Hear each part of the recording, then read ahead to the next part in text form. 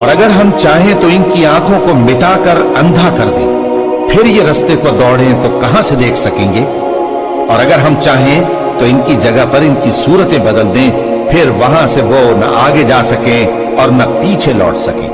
اور جس کو ہم بڑی عمر دیتے ہیں تو اسے تخلیق میں اوندھا دیتے ہیں، یعنی اسے بچپن کی کمزوری والی حالت کی طرف لوٹا دیتے ہیں۔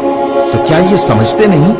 اور ہم نے ان کو یعنی اپنے پیغمبر صلی اللہ علیہ وآلہ وسلم کو شعر گوئی نہیں سکھائی، اور نہ وہ ان کو شایع ہی ہے۔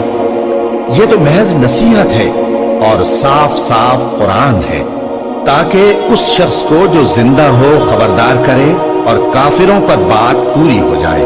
کیا انہوں نے نہیں دیکھا کہ جو چیزیں ہم نے اپنے ہاتھوں سے بنائیں ان میں سے ہم نے ان کے لیے مویشی پیدا کر دیے اور یہ ان کے مالک ہیں، اور ان کو ان کے قابو میں کر دیا تو کوئی تو ان میں سے ان کی سواری ہے اور کسی کو یہ کھاتے ہیں، اور ان میں ان کے لیے اور فائدے اور پینے کی چیزیں ہیں، تو کیا یہ شکر نہیں کرتے؟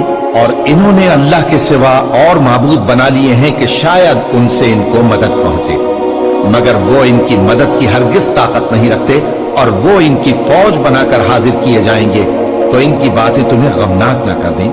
یہ جو کچھ چھپاتے اور جو کچھ ظاہر کرتے ہیں ہمیں سب معلوم ہے۔ کیا انسان نے نہیں دیکھا کہ ہم نے اس کو نطفے سے پیدا کیا، پھر وہ تڑاپ پڑاپ جھگڑنے لگا اور ہمارے بارے میں مثالیں بیان کرنے لگا اور اپنی پیدائش کو بھول گیا۔ کہنے لگا کہ جب ہڈیاں بوسیدہ ہو جائیں گی تو ان کو کون زندہ کرے گا؟ کہہ دو کہ ان کو وہ زندہ کرے گا جس نے ان کو پہلی بار پیدا کیا تھا، اور وہ ہر طرح کی تخلیق کو جانتا ہے۔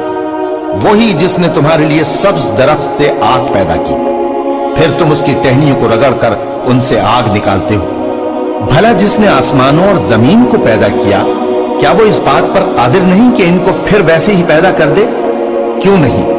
اور وہ تو سب کچھ پیدا کرنے والا کامل علم والا ہے۔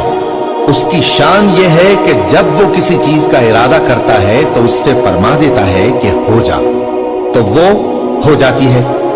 وہ ذات پاک ہے جس کے ہاتھ میں ہر چیز کی حکومت ہے، اور اسی کی طرف تم کو لوٹ کر جانا ہے۔